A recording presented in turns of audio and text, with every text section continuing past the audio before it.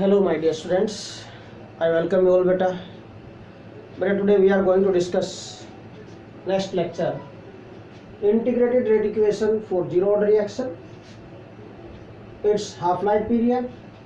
Then we discuss here relations between T half and T3 by 4, T1 by 4 and T half, and then we discuss graphical representation of zero order reaction. Okay, तो ये सारे points इसमें discuss करने आज इस lecture में हमने ध्यान से देखना, बड़ा इंटरेस्टिंग लेक्चर होगा। ओके, इजी होगा आपके लिए, मैथमेटिकल है नाउ। तो फर्स्ट ऑफ ऑल बेटा, integrated rate equation zero order reaction के लिए हमें डिराइव करनी है यहाँ पर। तो वी अज्यूम दैट बेटा, consider any general equation, derivation कर रहे हैं इसके लिए। We consider any general equation A to Q products. कोई जनरल इक्वेशन अज्यूम कर लिया बेटा हमने, ये consider any general equation that is A to Q products. Now according to rate law expression बेटा, rate of this reaction is equal to क्या होगा? Rate is equal to K into concentration of A raised to the power n, and here n is zero as n is zero for zero order reaction बेटा। Zero order reaction के लिए क्या होगा? n की value तो zero होगी, बोल ही दिया कि जीरो ऑर्डर रिएक्शन है, mean n is zero, n zero, तो देयरफॉर रेट क्या हो जाएगा? Rate is equal to k into concentration of a raise to the power zero. Anything raise to power zero क्या होता है? 1, सिंपल। और rate in terms of reactants अगर हम लिखें तो क्या होगा? Change in mean decrease in concentration of reactants with time, ये होता है बेटा। और डिक्रीज क्या होता है? माइनस साइन लेंगे उसके लिए, minus d A upon d t, change in concentration of reactants with time हो गया ये, is equal to k A naught A raise to the power zero क्या आ गया? 1, ठीक है। नाउ बेटा इसको क्या करेंगे, कैसे हम सोल्व कर सकते हैं इसको बेटा? भाई ए वाले एक तरफ करो, विदाउट ए वाले एक तरफ करते हैं, ये पॉइंट हमेशा माइंड में रखना, ठीक है।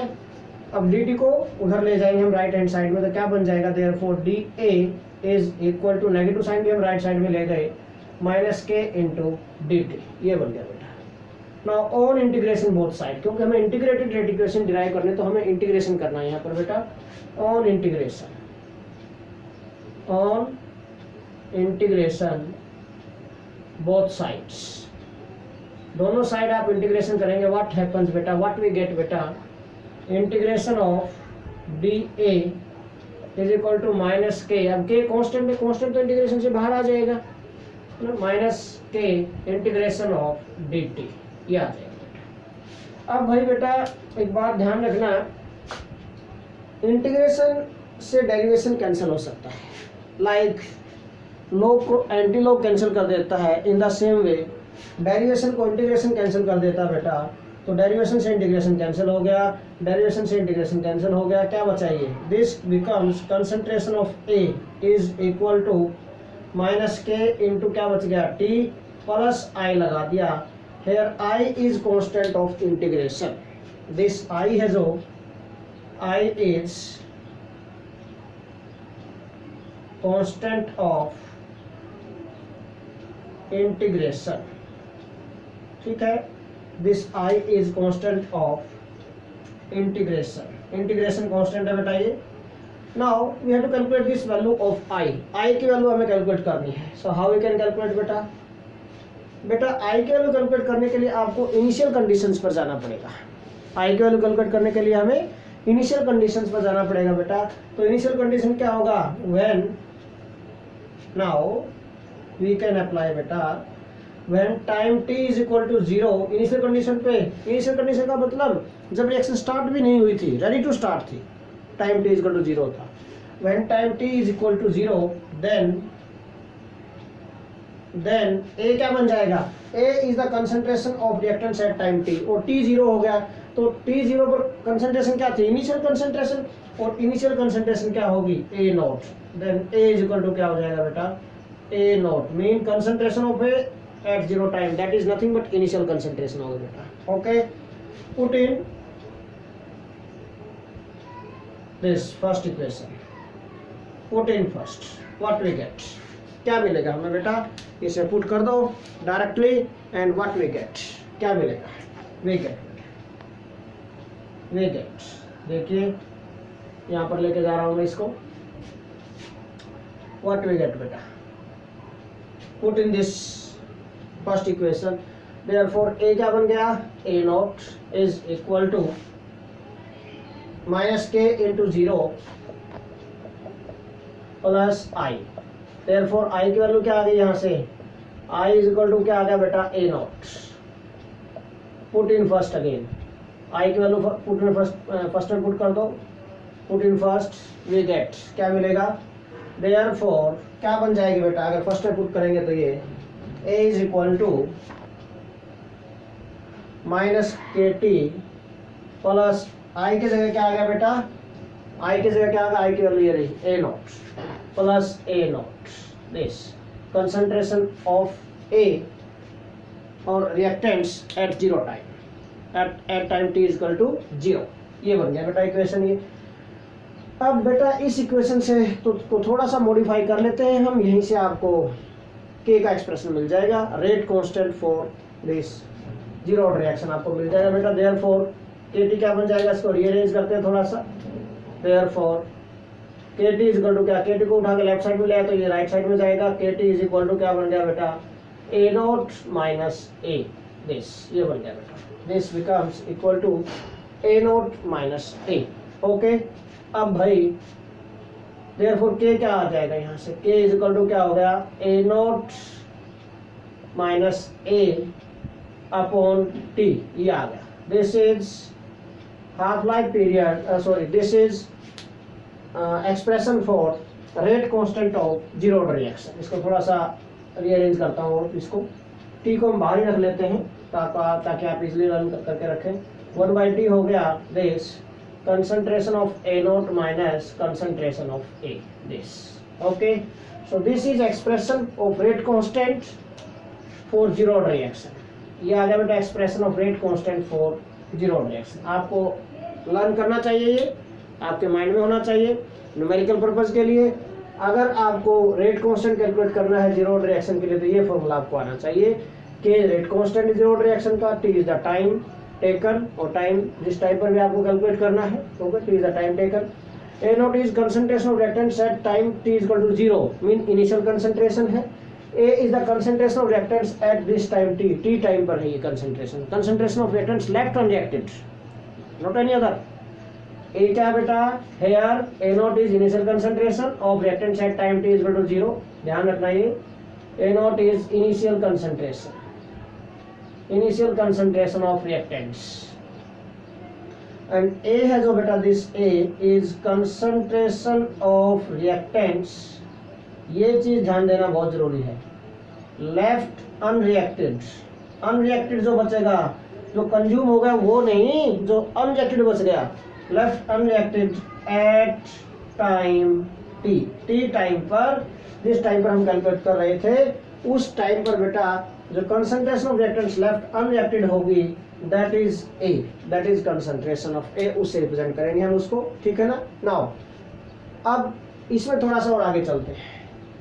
अगर बेटा इसमें हमें हाफ लाइफ पीरियड कैलकुलेट करना हो इस इक्वेशन का तो कैसे करेंगे, तो पहले हाफ लाइफ पीरियड क्या होता है, first of all what do mean by half life period, half life period बेटा, half life period is represented by t half से रिप्रेजेंट करते हैं दिस, ऐसे मत कर देना t half t/2, no this is wrong, t half, t के subscript में हाफ है, टी के सबस्क्रिप्ट में 1/2 लिखा बेटा, दिस इज टी हाफ। क्या होता है half life period of reaction, कैसे डिफाइन कर सकते हैं इसको बेटा, time taken when half of the reactants convert in products, when half of the substance, जो भी सब्सटेंस हमने लिया रिएक्शन में, इज रिड्यूस्ड और इज कन्वर्टेड टू प्रोडक्ट्स, और we can say time taken when 50% of the concentration, or when 50% of the reactants convert in products, or we can say concentration of reactants left unreacted कितनी रह जाए, that is 50%, or we can say when 50% of the reactants get consumed, बात वही है, Okay, so time taken by a reaction when 50% of the reactants get consumed, mean half of the reactants get consumed, ठीक है ना, is called half life periods. So time taken by a reaction when half of the reactants और half of the substance, जो भी substance आपने लिया है, is consumed, half of the substance is consumed, और when concentration of reactants कितनी रह जाए 50%, okay, or we can say 50% of reactants get consumed, half of the reactants mean half of the substance mean 50% of the substance is consumed, is called बेटा, this is called half life period, इसको half life period बोलते हैं. और मैं आपको बार बार बोल रहा हूँ, क्या बोल सकते हैं बेटा, when concentration of reactants left unreacted is 50%, mean 50% consume हो चुके हैं. ओके, और टाइम टेकन बाय रिएक्शन कब, when concentration of reactants left unreacted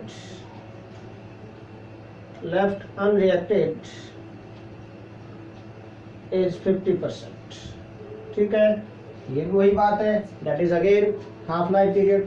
Concentration of reactants left unreacted जो होगी that is 50%, mean 50% unreacted रह गए, mean 50% कंज्यूम हो चुके हैं. आप ये बोल सकते हैं when 50% of the reactants get consumed, आप ये बोल दो when half of the substance is consumed, आप ये बोल दो, मीनिंग सेम है, मीनिंग वही है बेटा.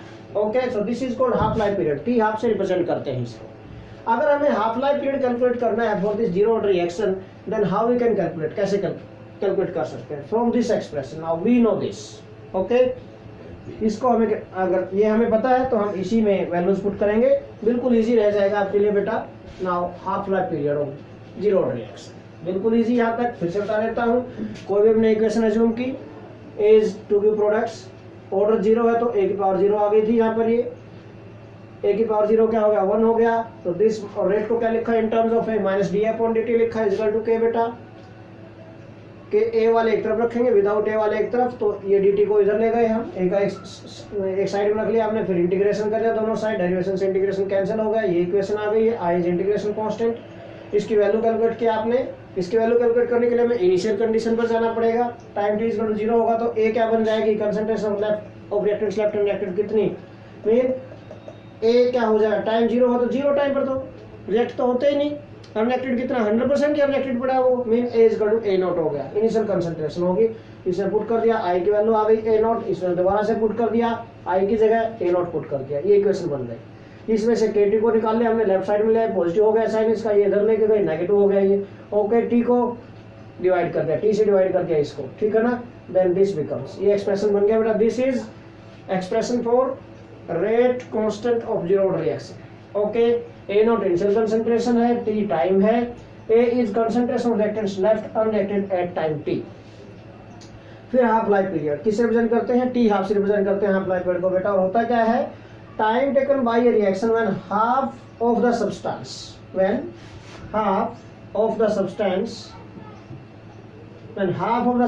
is consumed, जब 50% जो सब्सटेंस हमने लिया वो कंज्यूम हो जाए, is called beta, that is half life period. or we can say when concentration of reactants consumed जो है that is 50% और left unreacted वो भी क्या रह जाए 50%, ठीक है ना. that is called half life period. now अब अगर हम इसके लिए एक्सप्रेशन कैलकुलेट करना तो कैसे करेंगे, देखिए इसी एक्सप्रेशन को हम यूज करेंगे. इसी एक्सप्रेशन कैसे, सी है बेटा, ध्यान से देखना है, बिल्कुल छोटा सा एक्सप्रेशन है इसके लिए, बिल्कुल इजी है, वेरी इजी. देखिए नाउ वी नो,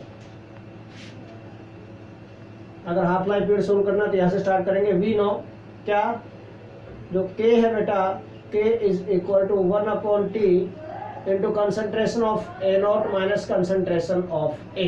दिस याद है बेटा, K is equal to 1/T into concentration of A naught, mean initial concentration है, this is concentration of reactants left and active at time T. Now T half calculate करना है, T half का मतलब 150% reactants consume हो गए, तो T क्या हो गया, T हाफ. नाउ अप्लाई करेंगे इसमें. Now when T is equal to T half, जब T हाफ हो जाएगा then A क्या होगा बेटा, concentration of reactants left unreacted कितनी रह गई, 50% रह गई. अभी बोला मैं, concentration of reactants left unreacted कितनी रह जाएगी, 50%. किसका, इनिशियल कंसंट्रेशन का 50% बेटा ये. ओके, इनिशियल कंसंट्रेशन क्या थी, A नॉट, उसका 50% मीन डिवाइडेड बाय 2, हाफ हो गया इसका. Okay, mean it becomes A is equal to A naught divided by 2, ये बन गया. Okay, put in this expression, therefore put in this expression, तो क्या मिलेगा, देयरफॉर हमें T कैलकुलेट करना है, तो हम थोड़ा सा रीअरेंज कर लेते हैं इसको बेटा. T हमें कैलकुलेट करना है, तो कैलकुलेट करना लेफ्ट हैंड साइड में ले आते हैं और K को यहाँ रख लेते हैं. दिस थोड़ा रीअरेंज कर दिया हमने इसको. अब वैल्यू पुट कर दो इसमें. Therefore what we get, T की जगह क्या पुट कर दिया, T half is equal to 1/K into concentration of ये A नॉट है minus what is this, A क्या बन गया बेटा, A नॉट बाय 2, ये हो गया. A becomes A naught by 2. बेटा A नॉट में से A नॉट बाय 2 सब्ट्रैक्ट करेंगे तो क्या बचेगा, A नॉट बाय 2 बचेगा. भाई 1 में से हाफ सब्ट्रैक्ट करोगे, सीधी सी बात है, तो हाफ ही बचना है, पॉजिटिव बचेगी वैल्यू.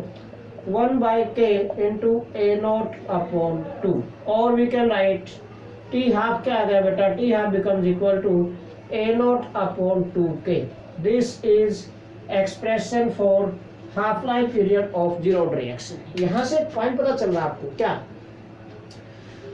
2 कांस्टेंट, K भी कांस्टेंट, इसका मीनिंग क्या है, 2 constant, this is also constant. तो अगर कांस्टेंट और अगर ये भी कांस्टेंट है, ये भी दोनों को मल्टीप्लाई अनदर कांस्टेंट होगा. अगर हम कांस्टेंट और प्रोपोर्शनलिटी मान लेते हैं हम इसको, और अगर कांस्टेंट और प्रोपोर्शनलिटी को हम रिमूव करेंगे तो हम अप्लाई करेंगे sign of proportionality. This means, इसका मीनिंग क्या है बेटा, क्योंकि ये दोनों तो कांस्टेंट है, T half is directly proportional to A naught. इसका मीनिंग ये है. यहाँ क्यों लिखा मैंने, T हाफ का एक्सप्रेशन आपके लिए आ गया, न्यूमेरिकल पर्पस के लिए आपके पास वैल्यू आ गई, फॉर्मूला आ गया ये. Okay, A naught upon 2K T half की वैल्यू. बट एक क्वेश्चन आ जाता है कई बार कि prove that half life period of a zero reaction is directly proportional to initial concentration of reactants, और we can say prove that half life period of a zero reaction is dependent to initial concentration of reactants. तो हम यहाँ तक करेंगे, अगर 3 marks का question है तो स्टार्टिंग से करेंगे. A टू Q प्रोडक्ट्स है ना, N की वैल्यू 0 मानी थी ऑर्डर की, और वैल्यू पुट करी थी और सोल्व किया था, यहाँ तक आए थे. वहाँ से लगकर यहाँ तक आप सोल्व करेंगे, यहाँ तक, अगर 3 मार्क्स में क्वेश्चन आता है. बट अगर एक क्वेश्चन 2 मार्क्स में, 1.5 मार्क में आ जाए, इसका मतलब क्या है, तब आप क्या, आप यहीं से डायरेक्ट स्टार्ट कर सकते हैं. वी नो दिस, उसके बाद वैल्यू पुट कर दो, सोल्व हो जाएगा. ओके, तो वेटेज के अकॉर्डिंग आपको चलना बेटा. नाउ यहाँ से हम लिख सकते हैं, वी दिस मीन्स दैट बेटा half life period of a zero order reaction is directly proportional to initial concentration of reactants. बिल्कुल easy point है. Okay, this means that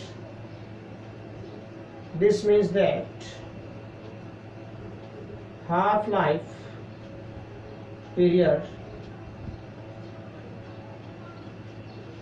of a zero order reaction is directly proportional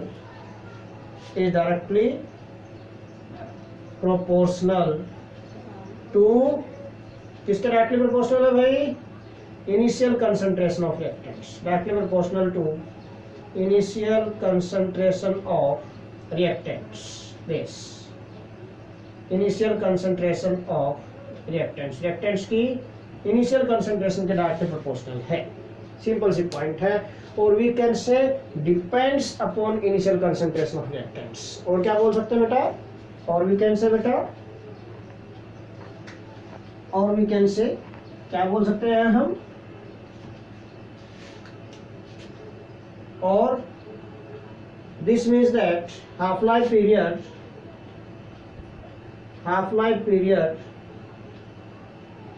of a zero order reaction is dependent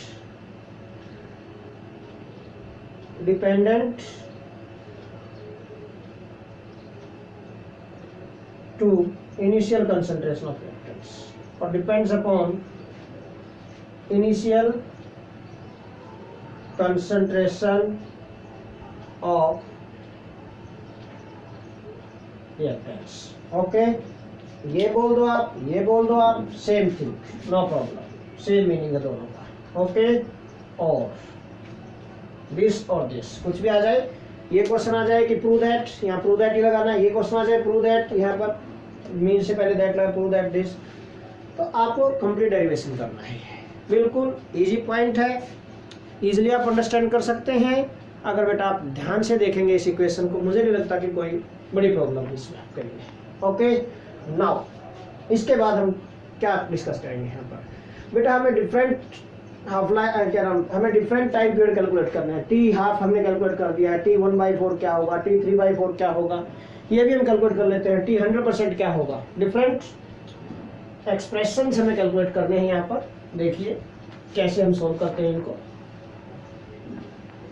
बिल्कुल easy points है. T half लिखा हुआ है, इसको रब नहीं करता मैं, यूज होगा आपके लिए. ठीक है, नाउ ये एक्सप्रेशन भी मैं रब नहीं करता, इसकी भी आपको जरूरत पड़ेगी.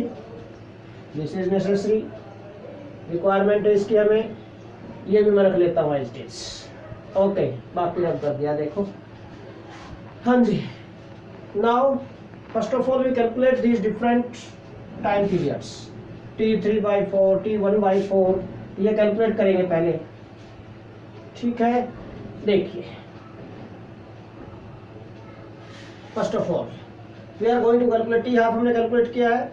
First of all we are going to calculate t 3/4. चलो ये लिख दिया मैंने. अगर आपको टी 3/4 कैलकुलेट करना है तो कैसे कैलकुलेट करेंगे, how we can calculate. Okay, और टी 1/4 कैलकुलेट करना तो कैसे करेंगे. टी हाफ कैलकुलेट कर दिया आप लोगों ने, ठीक है ना. टी 3/4 क्या होगा, टी 3/4 की वैल्यू क्या आएगी. यू नो वेरी वेल बेटा, this is the expression for rate constant of zero order reaction. Okay, zero reaction के लिए ये एक्सप्रेशन रेट कांस्टेंट का, k is equal to 1/t into a0 minus a. ये this time calculate करना है हमें, तो मैं इसको थोड़ा रीअरेंज कर दूंगा फिर अपने लिए. क्या रीअरेंज करना है, टाइम को फिर से वही यहाँ ले जाएंगे, k को यहाँ पर डिनोमिनेटर में ले आएंगे. It becomes t is equal to 1/k. ये बन गया into concentration of A0 minus concentration of A. अब बेटा when t is equal to t half, अब ये कंडीशन अप्लाई करनी है बस, कुछ भी नहीं है. When t is equal to t 3/4, t is equal to t 3/4 हो जाए, देन टाइम अगर हमने 75%, t is equal to t 3/4 mean time to complete 75% of the reaction, means 75% of the reaction is completed. T 75% बोल दो या T 3/4 बोल दो, ये हमें कैलकुलेट करना है. तो कैसे कैलकुलेट करेंगे. T जब T 3/4 होगा, इसका मतलब 75% ऑफ द रिएक्टेंट्स कंज्यूम हो चुके हैं. मीन T 3/4 कंसंट्रेशन 3/4 रिएक्टेंट्स की कंज्यूम हो चुकी है. बचा कितना, 1/4, सीधी सी बात है. देन A क्या बन जाएगा, this A concentration of reactants left reactant क्या बची यहाँ पर, A बचा कितना बेटा. इनिशियल कंसंट्रेशन में से मैं कैलकुलेट करके दिखा सकता हूँ. इनिशियल कंसंट्रेशन में से कितना कंज्यूम हुआ, T 3/4 consume, mean 3/4 concentration consume होगी इसकी. इनिशियल का 3/4 टाइम्स ऑफ A0 कंज्यूम हो गया. लेफ्ट रिएक्टेंट कितना रह गया यहाँ पर, 1/4 A0/4 हो गया, और 1/4 times of A0. This A becomes 1/4 times of A0. इसे पुट करो, देयरफॉर T 3/4 क्या बन जाएगा, इसे पुट करेंगे values 1/k into A0 minus A की वैल्यू क्या आ गई, this one. This is value of A. Put कर दो इसके अंदर 1/4 times of concentration of A0. This ये आ जाएगा. ओके, सिंपल सा पॉइंट. अब सॉल्व करते हैं इसको. Now we are going to solve this. देखिए तो 1/4, अच्छा इसमें सब्ट्रैक्ट करेंगे अगेन. T क्या नाम, ये 3/4 टाइम्स ऑफ A0 ही बचेगा. 1 में से 1/4 जाएगा, कितना बचेगा, 3/4. सिंपल सा पॉइंट है. A0 कॉमन आ गया, तो क्या बचेगा बेटा, ये this becomes 1/4 times of concentration of A0 divided by K. ये आ गया.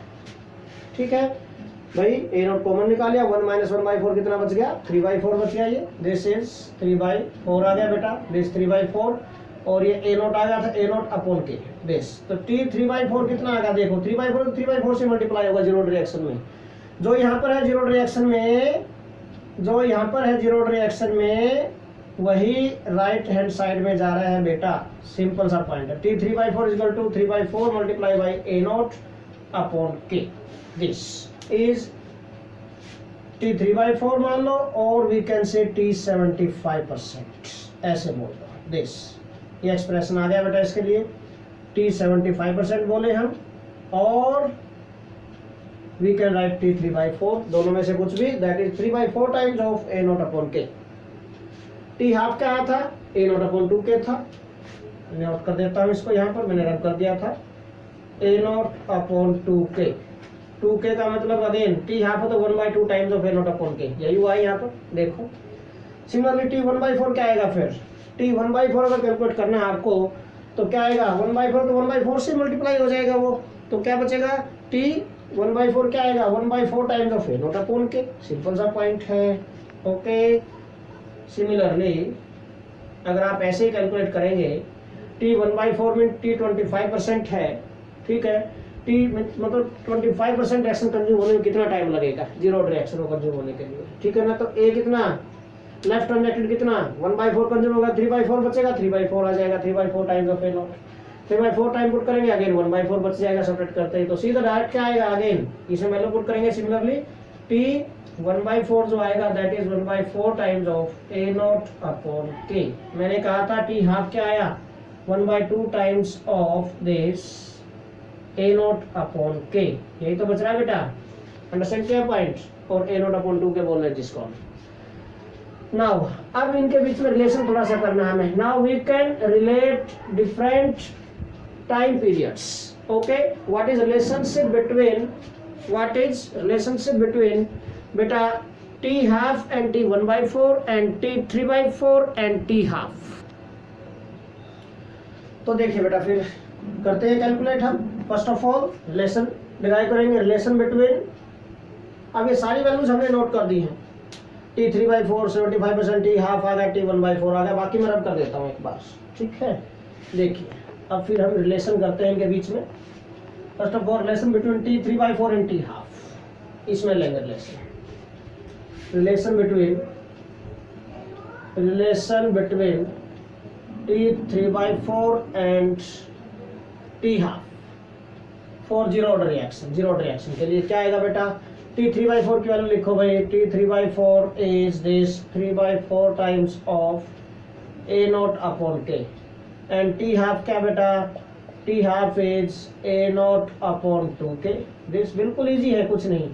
देयरफॉर क्या करें, रिलेशन लेना तो टी 3/4 को टी हाफ से डिवाइड कर दो भाई, दिस अपॉन दिस, डिवाइड कर दिया, डिवाइड कर देंगे तो क्या बनेगा, 3/4 A naught over A naught upon 2k।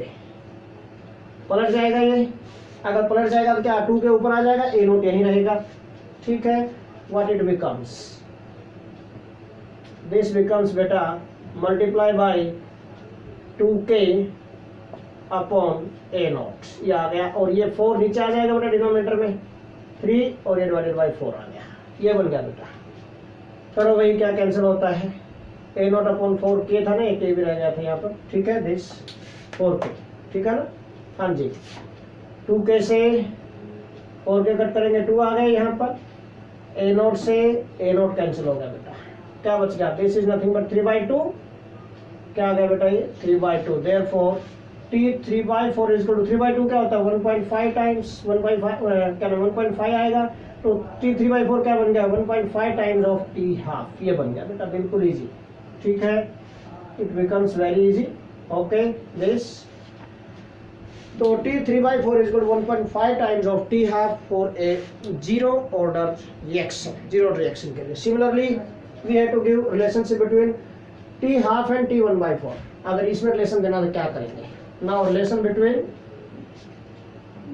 अब देखिए relation between t half and t 1/4। Again same point T half and t 1/4, तो T half divided by T 1/4, जिसमें रिलेशन लेना उनको डिवाइड कर दो भाई बस, इज इक्वल टू क्या आएगा देखिए, टी हाफ की वैल्यू क्या है A naught upon 2k, this is A naught upon 2k, A naught upon 2k, और टी 1/4 की वैल्यू क्या है A naught upon 4k, A naught upon 4k, 4k ऊपर आ गया और 2k क्या नाम ए नॉट यहाँ पर आ गया बेटा नीचे डिनोमिनेटर में। ओके दिस, अब देखो भाई क्या बनेगा, ए नॉट से ए नॉट कैंसिल हो गया, 2k से 4k कैंसिल करेंगे 2 आ गया बेटा ये, ठीक है ना। क्या बन गया, this means that T half है जो जीरो ऑर्डर रिएक्शन का, that is 2 times of T 1/4, double होगा टी हाफ टी 1/4 से, T 1/4 is nothing but time taken to complete 25 of the reaction, 25% of the reaction. Okay this is T half होता है बेटा, तो T क्या नाम, this is T 1/4 होता है, टी 1/4 होता है बेटा, तो T half is equal to 2 times of T 1/4 होगा। ध्यान रखना जीरो रिएक्शन के डायरेक्ट कहीं भी फॉर्मूले में आपको यूज करना पड़ जाए you can use directly. Okay अब एक पॉइंट और छोटा सा पॉइंट और बताना है मुझे बेटा आपको कि what is the value of T 100%, T 100% for A zero order reaction कितना आएगा, T 100% mean time required to complete 100% reaction, इसका मीनिंग क्या है, time required to complete 100% of the reaction, 100% reaction zero order reaction है, zero order reaction को 100% complete होने में कितना टाइम लगता है ये भी आपको पता होना चाहिए यहाँ पर, it is very important for you, है ना। तो 100% के लिए क्या बेटा देखिए, जो इनिशियल कंसंट्रेशन थी रिएक्टेंट्स के 100% कंज्यूम हो गई, टी 100% का मतलब जब 100% कंज्यूम हो जाएगा, 100% कंज्यूम हो गई तो मतलब टी 100% पर concentration of reactants left unreacted A not, concentration of reactants left unreacted कितनी बचेगी, ए की वैल्यू कितनी हो जाएगी बेटा 0 हो जाएगी, ए की वैल्यू कितनी हो जाएगी 0 हो जाएगी। तो हमारे पास एक्सप्रेशन था we know that t is equal to 1/k into concentration of A naught minus A, ये था हमारे पास expression for time of zero order reaction, ठीक है ना, ये हमने रेट कांस्टेंट के लिए कैलकुलेट किया था। ओके अब देखिए इसी में कैसे सोल्व करें इसको, हाउ वी कैन सोल्व बेटा, टी 100% बोल रहे हैं, टी 100% का मीनिंग, टी 100% का मीनिंग क्या बेटा कि जब 100% of the reactants convert in products, तो टी 100% पर concentration of reactants left unreacted mean nothing but A, this is concentration of reactants left unreacted, बार बार बोल रहा हूँ, ये कितनी हो जाएगी 0, बचेगा ही नहीं लेफ्ट अनरिएक्टेड तो कुछ भी नहीं, सारा ही तो कन्वर्ट हो गया प्रोडक्ट्स में, देयरफॉर टी 100% क्या हो जाएगा बेटा, this is at T 100%, T is equal to T 100% पर क्या हो जाएगा, ए है जो this becomes equal to 0, therefore t 100% क्या आ जाएगा 1/k इंटू ये 0 हो गया तो क्या रह गया a naught, mean t 100% of a zero order reaction is nothing but a naught upon k, this is the expression for 100%, t 100% of a zero order reaction, ये था t 50 देखो इसका हाफ 1/2k, t 1/4 इसका 1/4 हो जाएगा ए naught upon 1/4k, ठीक है ना, टी 3/4 इसका क्या 3/4 टाइम जो हो जाएगा, वही सिंपल से पॉइंट है, सीधी सीधी बात है, बिल्कुल इजी है। Okay t 100% of a zero order reaction कितना होगा बेटा, that is A naught upon k, mean this is the time taken to complete 100% of a zero order reaction, ध्यान रखना इसको। अब हम यहाँ तक इंटीग्रेटेड इक्वेशन कर चुके हैं, हाफ लाइफ पीरियड हमने कर दिया है, रिलेशन हमने कर दिए हैं, टी हाफ भी हमने कर दिया, अब ग्राफिकल रिप्रेजेंटेशन पर आ गए हैं लास्ट पॉइंट पर। Okay now graphical representation of this zero order reaction बेटा, graphical representation of zero order reaction देखिए कैसे करेंगे हम इसकी ग्राफिकल रिप्रेजेंटेशन, कुछ नहीं है, मेन इंपॉर्टेंट 3 ग्राफ बनाने हैं आपको यहाँ पर by using different equations we have discussed here. Okay हमने यहाँ पर डिस्कस की हैं अभी डिफरेंट इक्वेशंस, मैं आपको रिमाइंड कराता हूँ एक बार, जिन जिन से ग्राफ बनेगा वही इक्वेशंस आपको माइंड रखने की पॉइंट। ठीक है, देखिए फर्स्ट हमने कहा था भाई स्टार्टिंग में, अब हम ग्राफिकल रिप्रेजेंटेशन पर चल रहे हैं। ओके, स्टार्टिंग में हमने कहा था कि भाई for any reaction rate is equal to क्या होता है बेटा, that is K into concentration of A raise to the power N, और एन की वैल्यू क्या हो गई थी जीरो रिएक्शन के लिए, N is zero, mean rate of a zero reaction is independent to initial concentration of reactants, independent to concentration of reactants। इसका meaning क्या है, इसका मीनिंग क्या है कि rate of a zero order reaction is independent to initial concentration of reactants. Reactants की initial concentration कितनी है उसके ऊपर उसका कोई फर्क नहीं पड़ता, कोई इफेक्ट नहीं होता, उसके बेटा इंडिपेंडेंट होता है इनिशियल कंसंट्रेशन के, सिंपल सा पॉइंट है। ओके, और we can say concentration of reactants, आप चेंज करते जाओ इनिशियल कंसंट्रेशन को भी चेंज करके देखेंगे हम वही। This mean that rate is equal to क्या आ गया, के, मीन रेट, और अगर कंसंट्रेशन में हमें ग्राफ प्लॉट करना है तो इंडिपेंडेंट है, rate is independent to initial concentration, mean if we plot a graph between rate along x-axis, this is y-axis beta, independent to initial concentration, here we can take concentration of reactants beta, concentration of reactants, and here along y-axis we can take rate of reaction, this beta। assume कर लेते हैं कि at a particular temperature this is rate of reaction, particular temperature 0, ठीक है ना, at a particular temperature this is the rate of reaction, ये rate of reaction है। अब आप कंसंट्रेशन कितनी इंक्रीज करते जाओ, टेम्परेचर पर डिपेंड करता है, सिर्फ टेम्परेचर डिपेंडेंट है यहाँ पर रेट, इसका rate of a zero reaction is dependent to temperature, no doubt temperature पर डिपेंड करेगा कि जो सनलाइट है कितनी इंटेंस सनलाइट आ रही है, depends upon intensity of light, बताया था आपको, ठीक है ना।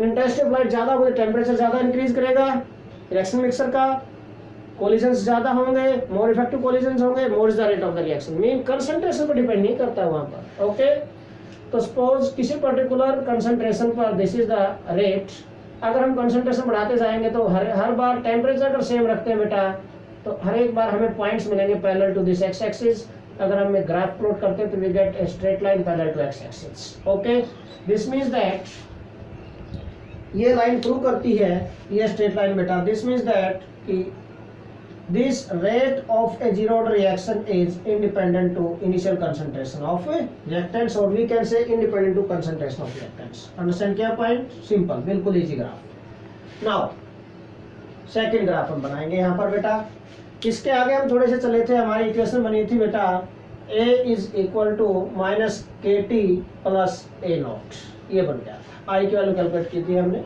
ओके, दिस इज बेटा इक्वेशन ऑफ स्ट्रेट लाइन, ये स्ट्रेट लाइन की इक्वेशन है, this is equation of straight line, straight line की इक्वेशन है बेटा, और इक्वेशन ऑफ स्ट्रेट लाइन क्या होती है, y is equal to m x plus c, mathematics के अकॉर्डिंग अगर आप चलें,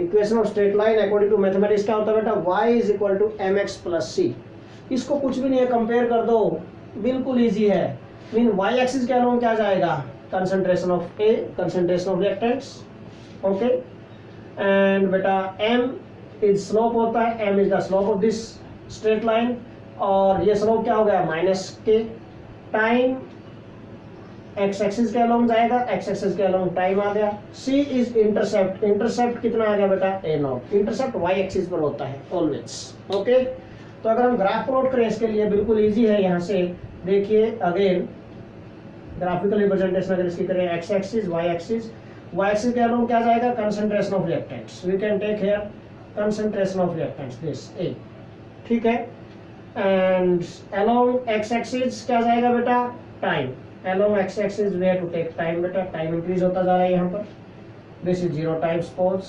ठीक है। Now we get a straight line having slope minus k, अगर स्लोप नेगेटिव है तो ध्यान रखना लाइन ऊपर से नीचे आएगी ग्राफ में, और अगर स्लोप पॉजिटिव हो तो लाइन नीचे से ऊपर जाती है ग्राफ में, हमेशा माइंड रखना पॉइंट। फिर से रिपीट करता हूं मैं बेटा, क्या if this slope is negative, m is the slope, कैसा negative, minus k, slope negative तो लाइन हमेशा ऊपर से नीचे आएगी, ग्राफ में ऊपर से नीचे आएगी लाइन ऐसे, ठीक है ना। और अगर स्लोप पॉजिटिव है तो लाइन जो स्ट्रेट लाइन है ग्राफ की, ग्राफिकल स्ट्रेट लाइन है जो दैट राइजेस अबो, मीन नीचे से ऊपर जाएगी, ऊपर की तरफ राइज करती जाएगी। ओके तो देखो स्लोप इज नेगेटिव, ओके ठीक है, तो ऊपर से नीचे आएगी। फिर इंटरसेप्ट देखना पड़ेगा, कहाँ से स्टार्ट करें, C is the intercept, A naught. Suppose assume कर ले कि वाई एक्सिस पर ये ए नोट आ गया, दिस यहाँ तक A naught, this is A naught यहाँ तक, तो we get a straight line of this type, इस टाइप की आपको स्ट्रेट लाइन मिलेगी इसमें, सिंपल सा पॉइंट है। तो we get a straight line of this type बेटा, having slope is equal to minus k, this is straight line.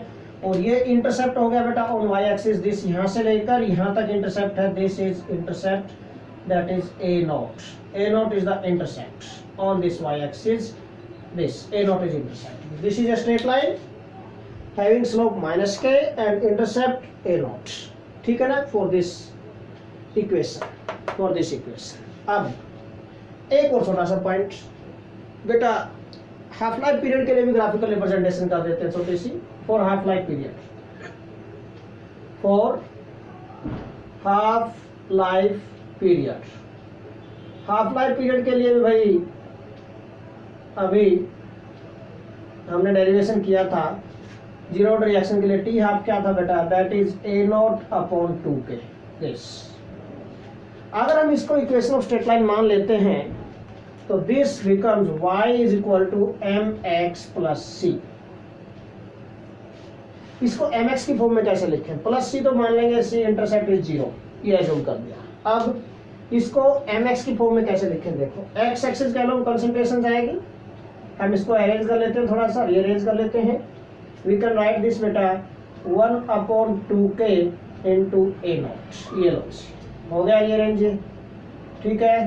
This mean slope क्या आ गया, देखो y एक्सिस का लोग क्या जाएगा, टी हाफ, स्लोप क्या हो गया 1/2k, एक्स एक्सिस के along a naught, intercept is 0। Intercept अगर 0 होता है तो लाइन जो होगी it always passes through origin, line है जो if intercept is 0 then this line passes through origin, ये ओरिजिन से पास होगी बेटा, हमेशा ओरिजिन से पास होगी। X axis y axis, y axis के अलोंग क्या लेना बेटा, टाइम लेना आपको, t half, this half life period increase होता जा रहा है इधर, ये 0 हो गया ओरिजिन, ठीक है। इंटरसेप्ट 0 है तो straight line will passes through origin, इस ओरिजिन से पास होना स्ट्रेट लाइन को, ऐसे जाएगी, ठीक है ना। और स्लोप पॉजिटिव है, देखो स्लोप पॉजिटिव तो ऊपर जाएगी ऐसे, we get a straight line of this type, we get a straight line of this type, इस टाइप की स्ट्रेट लाइन मिलेगी आपको। एक्स एक्सिस के अलोंग क्या आ गया, इनिशियल कंसंट्रेशन ए नोट है, this a naught is initial concentration of reactants, a naught क्या आ गया बेटा, इनिशियल कंसंट्रेशन ऑफ रिएक्टेंट्स होगी this, and this is the straight line beta passes through origin, slope of this straight line is equal to 1/2k, 1/2k is slope of this straight line। तो ये graphical representation हो गई half life period of zero reaction के लिए भी, ठीक है। बिल्कुल इजी पॉइंट्स हैं, बिल्कुल इजी ग्राफिकल रिप्रेजेंटेशन है, ध्यान से अगर आप करेंगे बेटा तो कोई प्रॉब्लम नहीं आएगी आपको, गारंटी है। Okay, so this is all about today's lecture बेटा, ध्यान से करना है इसको। Thanks a lot.